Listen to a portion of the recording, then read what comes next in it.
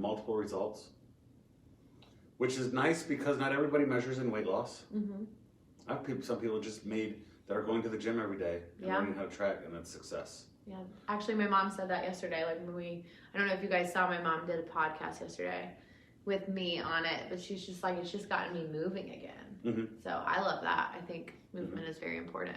Yeah, everybody's going to measure this success. I mean, everybody's going to measure their success different on this challenge,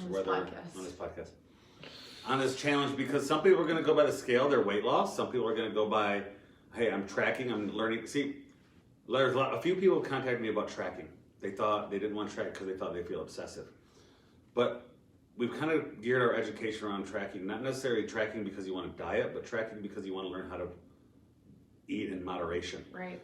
When people hear that I've tracked 1,500 days in a row, while that's somewhat obsessive, I haven't dieted 1,500 days in a row. Mm-hmm. I've just tracked. I've just learned to track for moderation, long term. Yeah. I think that gets a little bit of control back. You can start to realize, people will say, hey, I scheduled a meal because I went to dinner with some friends. I used my Fitness Pal. It allowed me to make adjustments the rest of that day so I could still eat that food and feel good and healthy and confident about where I am in my journey.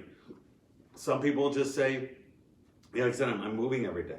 Yeah. Everybody's goals are going to be so different. And I have people that are learning now how to go on vacation and have fun and still not not be stressed out about it. Not be stressed out. At the same time, they're like, I don't have to indulge on everything for 4 days. Yeah, that too. Right. That too.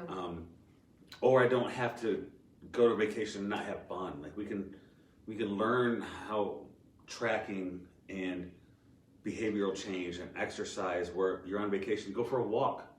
You still have 4 days. So there's a whole bunch of different layers of success I'm hearing from people in the group. Please don't see weight loss posts in the group and think that's the only way we're measuring this. Right? Yeah, not at all. It's not. Because that is not the... Yeah, take that burden off you. If if you're burdened by, I haven't lost as much weight as everybody else, think about the things that you've changed. Think about the things that, the habits that have changed. You might be paying attention to sleep. You might be paying attention to food, exercise, stress management, wellness. We're going to talk more about mindfulness as we start getting into some of this stuff. Something I haven't really dove into is mindfulness, because I white knuckle. Yeah. I'm a white knuckler. Yeah. I'm a grind balls to the wall and white knuckler. Yeah. I think it took me a while to start being mindful about things. I had to kind of learn the hard way first. You said that to me the other day. You said you like to learn the hard way. I was like, no, I don't. No, you do. Yeah, I do. Yeah. Well, I think we all learn. One thing, I had a call with Mike, and as we start growing our coaching stuff here, our online coaching and kind of branching out into multiple coaches. We had a call with Mike yesterday, and one of our coaches that everybody should follow, Elizabeth Troutman, and she wants to talk more into mindfulness. And, her clientele is more moms, stay-at-home moms, part-time moms. They have kids, they have families. Their interest in coaching and habit change isn't just about them. It's how do I change the family? Yeah. And how do I change habits within the house? And one thing we talked about was, people don't make habit change based on education. Here's what we know. Listen, there's plenty of diets you can follow. You can Google how to do your macros. You can find a 6-week workout. You can do any of that anywhere. You can find any of that education anywhere, but it never changes our behavior. Right. And our behaviors change from environment change, seeing people lead by example, building culture and community. I think that's how we want to try to build everything within Phenom. And it was really enlightening yesterday to listen to Mike talk about creating a digital environment and an internet environment, a group environment online, where people can feel that they're with other people making changes, doing the same thing with them. It's very hard to make these changes and feel all alone when your environment doesn't support it. So how can we change our environment? How can we change how we shop? How can we change how we look at our bodies? How can we change to surround ourselves with other people like that? Because one of the things I know people have a hard time with when it comes to changing their habits is when they have a spouse or a significant other that's not on board. Right. when a family's not on board. That's really, really hard for people. And that's an example of the environment dictating our habits, right? So we're gonna get more into stuff like that and start creating that online community. This challenge was that first try. And I feel it's getting there. I feel there are people relying on other people in the group now and asking questions and other people coming in to feel that they have this community of people that want to see them succeed. Yeah. I was very shocked because I think going into any challenge or anything, like when you're trying to put a group together, like I've been very shocked with the connected feeling that I have inside. Like I feel like everybody is intertwined. Yeah. I feel like we're all working together, and I think that's a really cool feeling that it's not silent in the group by any means. Mm-hmm. People are always asking us questions, and I think it makes us feel a little bit more validated when people do ask us questions, because it shows us that you guys are actually intrigued and like want to learn and want to grow and want to do better. Yeah. So it's cool. Yeah, and let's create that environment where people want to be around that. Yeah. And people want to be a part of this group and part of this Phenom expansion with all different kinds of different goals. We have coaches that are going to work in powerlifting with strength athletes. You know, people like Lizzie who work with different population, talk about habit, mindfulness, and lifestyle management and stress. Right? It's, you know, for so long in my journey, I was so much about just do the work, hit the numbers. Yeah. Do the work, hit the numbers. And you ignore how other things around you change, whether your life changes, you move, you get a new job, your sleep changes. I ignored a lot of those ancillary capacities, which is probably very much a reflection of my personality too.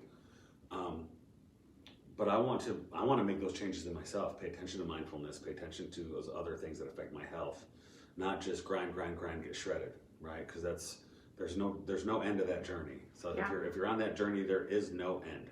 Yeah. Right? It doesn't stop. It continues. You'll continue to white knuckle it all the time. So that's what I'm hoping from this group and this challenge, that everybody realizes that everybody's success looks different.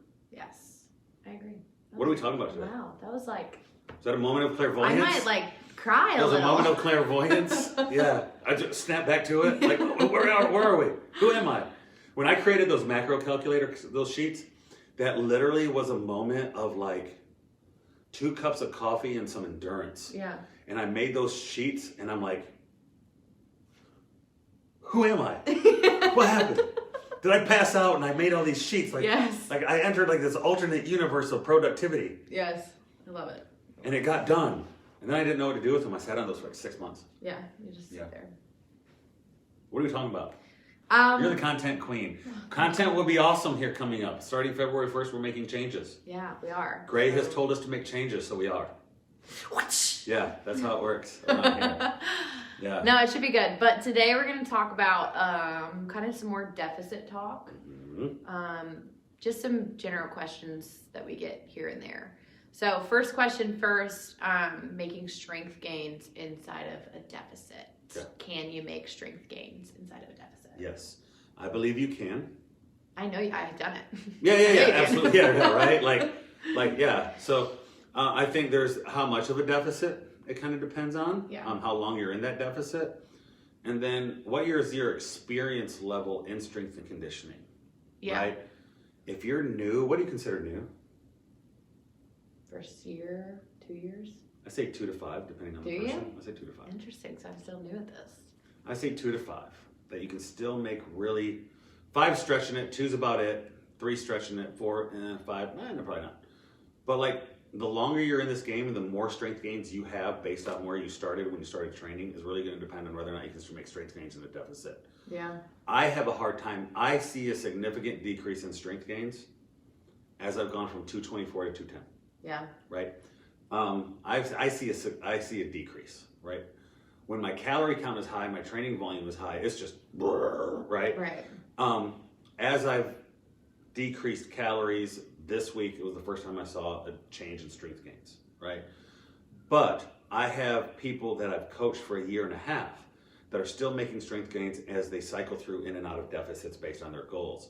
So yes, the general population person who's going to exercise can make muscle strength gains or muscle size gains. Yeah. They can add more muscle and make strength gains while they're in a deficit. if you've been consistently training and you're a power lifter and you've been training 15 years, you're 35 years old, and you want to make strength gains, those strength gains, are going to be very small. Like a very small percent of gain is like a big victory, right? Little bit of chain gains. When they go in a deficit, no, they're not going to make strength gains, right? They're neurologically, their body's almost tapped out. There is such thing as a genetic ceiling. But general population for 8 out of 10 people that are on this call, 1,000,000% can you make strength gains, add muscle, be in a deficit. You can build muscle and burn fat at the same time. I truly believe that. Yeah. But I also want to, I definitely notice some strength losses when I enter a deficit. Like, I'll notice my training can be a little off. So it's very normal if you do experience some small strength losses if you've taken time off or if you've taken a deficit, if you're going into a deficit. So that's very normal. Yeah, but you can build muscle and burn fat at the same time. Yes. It's very possible. Did you like my video I put up a couple weeks ago of that? I did. I've seen all your videos. Oh. I feel weird. But yeah, so long story short, you can make strength gains in a deficit. Yes. Cool. Next question. What did I write down? Will you be hungry in a deficit? I think this is a common one, and I get asked this question a lot about hunger versus hunger pains. You're going to be hungry in a deficit. You're cutting calories off of what you normally eat. So cravings, maybe? Cravings? Yeah, cravings too. Mm-hmm. You're going to feel some sense of hunger, and I think it's normal and it's okay to go to bed at night when you're a little bit hungry. You have to have some kind of discipline and establish the line at where you're at. Now, if you're going through it and you're starving, literally in pain because you're so hungry, I just say eat. You got to eat. So you have to know the difference between, is this a light hunger, am I craving something, or am I actually so hungry I could eat an entire house? I try to tell people to identify the difference between cravings, which are based more on habits. And emotions. Mm-hmm. Right? I am not an emotion eater, regardless of the tidal wave and the roller coaster of emotions I'll make throughout the day. I don't stress eat. Or I don't stress eat either. I don't not eat. Yeah. I don't know. But I know a lot of people who, under times of stress, they cannot eat. Or they go in the other direction and they eat. Mm-hmm. So we need to identify the difference between cravings and hunger. I will tell you this, when you determine your caloric deficit, it's not a perfect number. There is such a thing as creating a caloric deficit based on the numbers and it not being a caloric deficit or being too much a caloric deficit for you. So when you're reporting back super hungry, I will ask you a lot of things like, when is it? Yeah. Are you eating during the day? What's breakfast, lunch look like? I have so many clients that are after 8 o'clock, I'm starving. Then you go and look at their intake and ask them questions. They're not eating enough during the day. Yeah. So their body's literally just needing food at night and they're making bad decisions. Or it's habits, right? How many times do we got clients that sit down? Okay, Super Bowl Sunday's coming, right? What are people's habits on Super Bowl Sunday? Chips and dips and beers and stuff, right? So you are going to be slightly uncomfortable in a caloric deficit while your body tries to nurse fat. If you weren't, everybody in the world would be shredded. Truth. Right? But it's hard. It's hard to get lean. You want to know why everybody comes to me and is like, what about that last little bit on my tummy, right? Well, that's the last to go. That's why everybody wants it. Yeah. Because it's the last to go because it's like a badge for people, right? So I think you're going to be hungry in a deficit. I think this is part of the deal. And I like what I brought up Andrew Coates earlier. Andrew Coates is a great guy to follow on Instagram. I think I've commented at his Instagram before, but he posted a thing today and it said, congratulations, you made it through another week. You do not deserve a reward just because you made it through another week. Yeah. And I think this is really important. And I think this is something I've probably recently worked out of myself, still being young and out of college, is thinking that, when Friday gets here, it's like balls to the wall. I can just do whatever I want because it doesn't count from Friday to Sunday. When that's totally not reality. And I think a lot of people get stopped on their tracks in their deficit because you are letting the weekends take over, your goals and your victories and things like that. So just remember that you don't deserve anything on the weekends. Even when you're stressed out, it's not like you deserve a piece of cake because you had a long week. God, right? That's so tricky to your mind. And, and to tell everybody that this is not something that just happens to new people. So when I started cutting calories, I was 224. Then I went 220, 215, made a big jump, 215, 212 and a half, and then this last Sunday I was 210. You know what the first thing that stuck in my brain on Sunday morning when I weighed? Oh, I could go a little extra calories today and probably eat something bad for me. Yeah. It's crazy how this sneaks into your brain and it sabotages you, right? It's just years and years and years and years of habits and society telling you it's okay, and like just like, I mean, being in college for 4 years and you literally would look forward to Friday nights because you could go out and drink your life away. Yeah, you didn't have a class. You didn't have class. Exactly. You could do homework on Saturday. Yeah. It's not just like your problem. It's something that's been learned and taught to you, but we have to work out of thinking that consistently. So I definitely come home from work sometimes and I'm like, I need a glass of wine. Like I cannot think about it. Yeah. I cannot think about anything else, but it takes time and practice to be like, I really don't deserve anything. It's either A, I really want it, or B, I don't really want it. I just think I need it. So there's something I've really looked into through a friend of mine. He's I don't want to call him motivational. He goes into school systems and sports training programs and coach and education and athletic programs, and he helps build definable culture programs, right? And I know culture is a weird word, everybody kind of throws it out, but to me it's kind of, I have it written down on what I think culture is, right? But one of the things he talks about is the study of axiology, and axiology is the study of human value. We make our decisions every day are based on what we value more or less, right? And our actions are an outward extension of our belief systems, right? That's really hard, right? Because you ever see someone act a certain way, then they tell you they believe certain things and you get confused and whatever. But it's hard. I'm not saying that's easy, but it's hard to act out your value system because we all fall off, we all make shitty decisions, right? But axiology is a study of human value, and that every day you act in a way of making value decisions every day. And I use that with people when it comes to their nutrition. So when people talk to me about craving food, I think it's a value system. Do you want to continue on this path? Do you value the results you can get from this path? Do you value sticking to this plan? Or does having the Kit Kat bar provide you more value to yourself than sticking to this? That's a value decision, and that kind of puts it on them to decide what is more important to me. Where is my value system here? We make value judgments every day. I use that with people. When you're craving and you're tempted to make bad decisions, whether it's skip workouts, stay home, sleep in, not do this, not do that, eat this, don't do that, really think about yourself. What is the value of the other side? What is the value of putting down the Kit Kat bar? Yeah. Well, to me, there's power in the first time you get tempted and can say no. Yeah.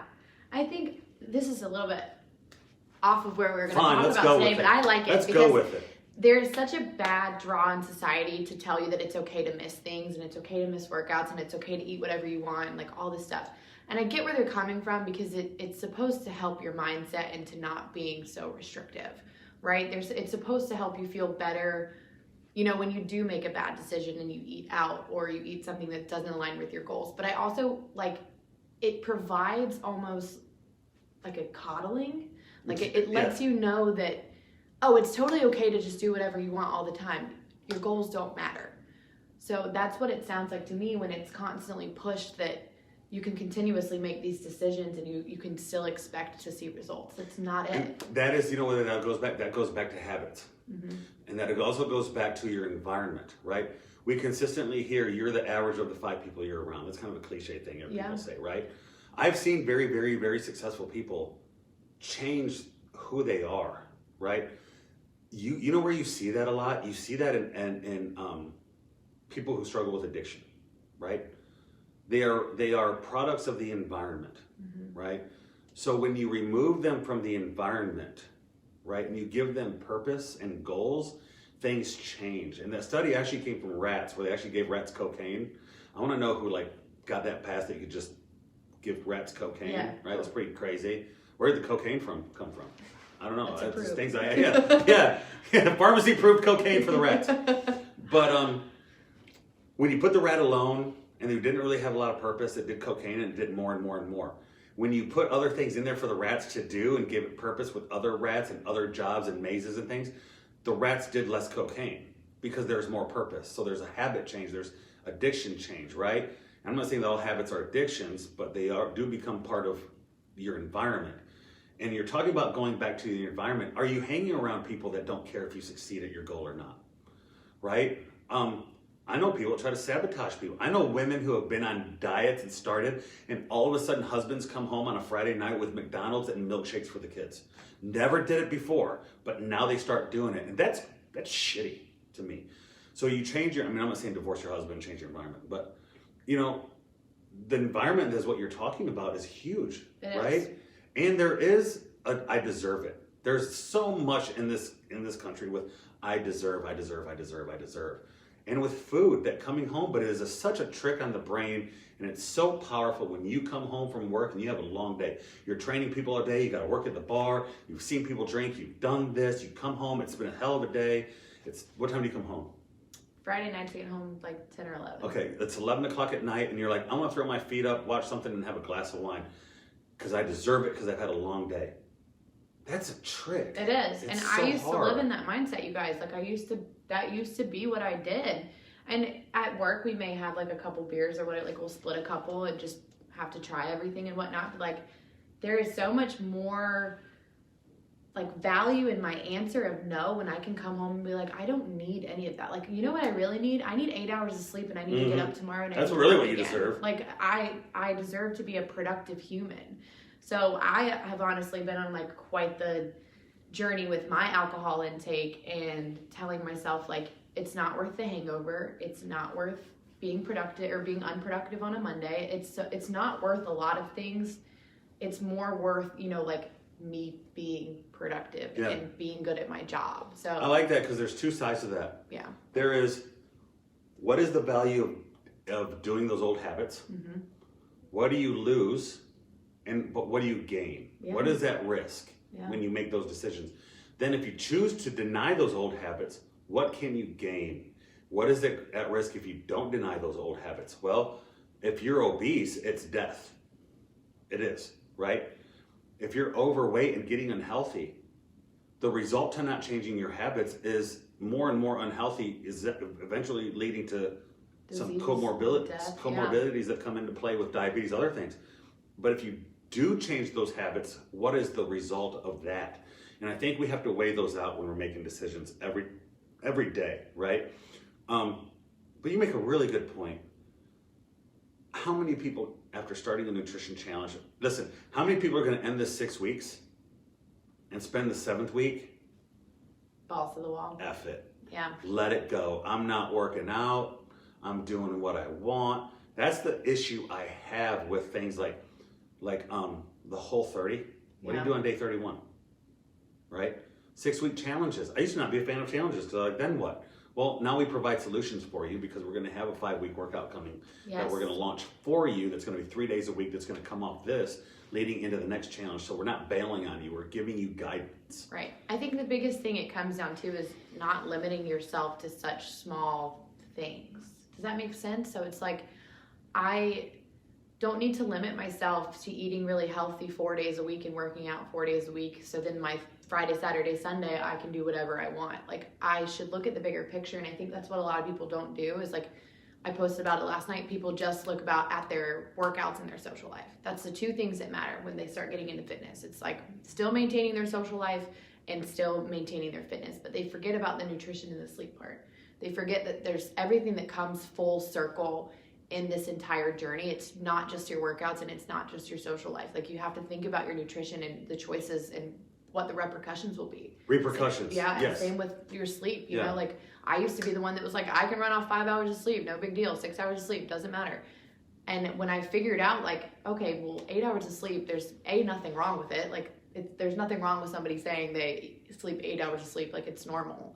Like, I value my sleep so much more now. So it's just like a growth thing and not falling into unhealthy habits. There's a quote a friend of mine put up a long time ago. And if you want, go follow him. His name's Tyler Harris. He's got great content. He's a great dude.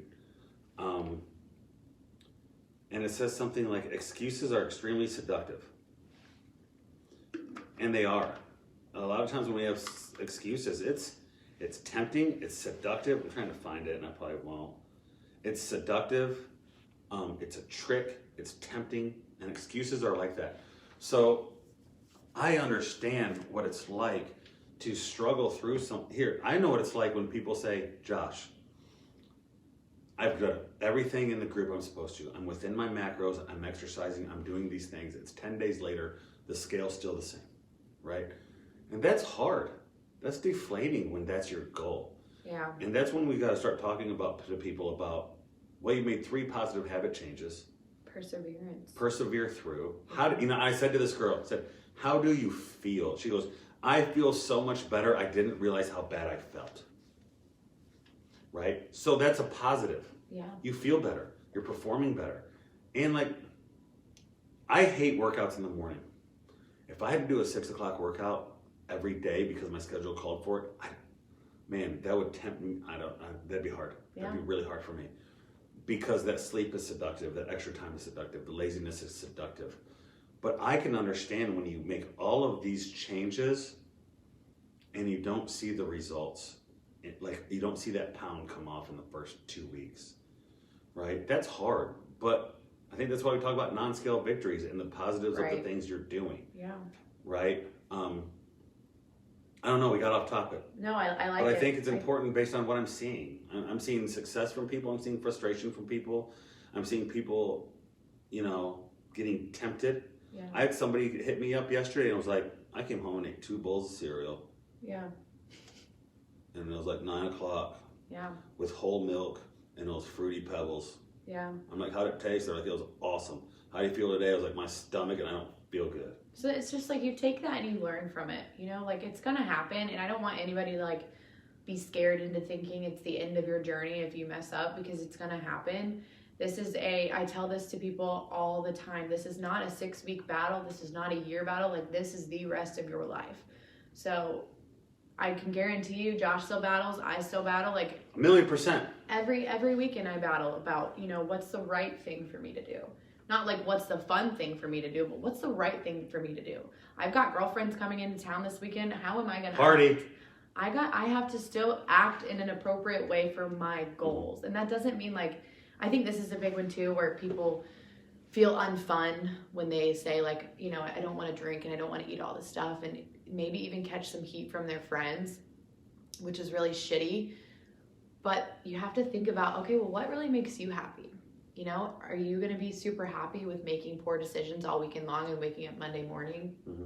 I know I wouldn't be. I would probably beat myself up over it. So I have to put, some steps in place this weekend to ensure that I still have a really good time and that I'm fun and I'm myself, but that I'm still limiting to myself to what aligns with my goals and what's going to make me feel the best on Monday morning. I'm not thinking about just Saturday and Saturday night. I'm thinking about Monday.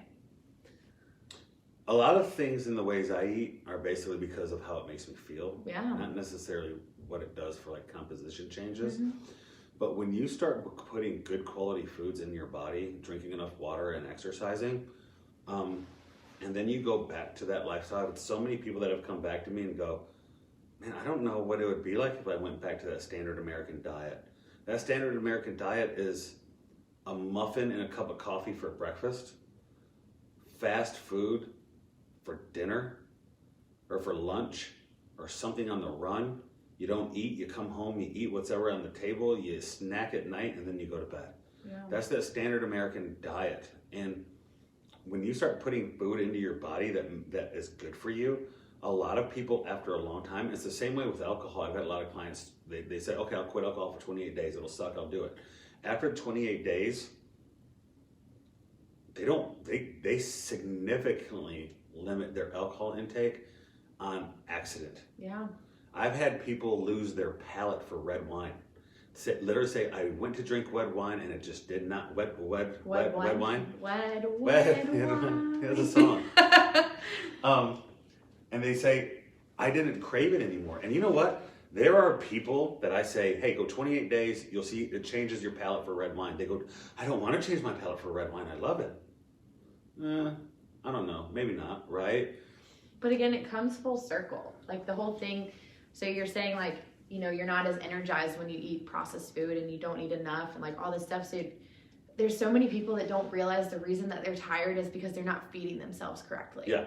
There's so many people that don't realize that they're not tired, they're not sleeping because they're not exercising. So it's like, again, full circle. You have to think about all the things that make up your entire healthy being. And it's not just exercise and it's not just your social life. Like it's also your nutrition and your sleep.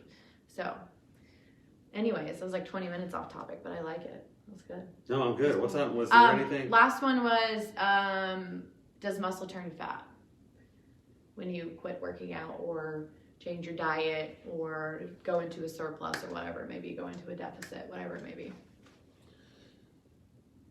So muscle doesn't like just change its whole structure and turn into fat. Right. But your body composition will change. Yes. Based on the stimulus provided or not provided, right?